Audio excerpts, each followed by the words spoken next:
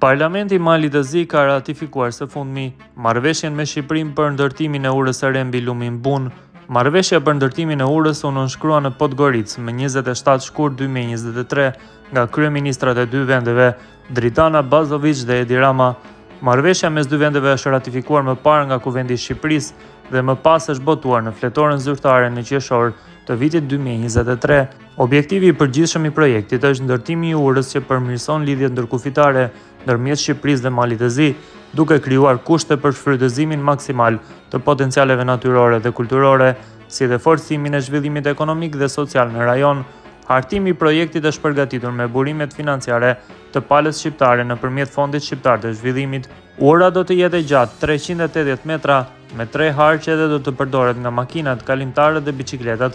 Kjo urë do të shkurtojë rrugën nga plazhi i madh i Ulqinit deri në Velipoj. Projekti pritet të kushtojë rreth 20 milion euro dhe sipas marrëveshjes do të bashkëfinancohet në masën 50% nga secili vend, duke përfshirë kosto totale të ndërtimit, mbikëqyrjes së punimeve dhe shërbimeve të tjera që lidhen me realizimin e projektit.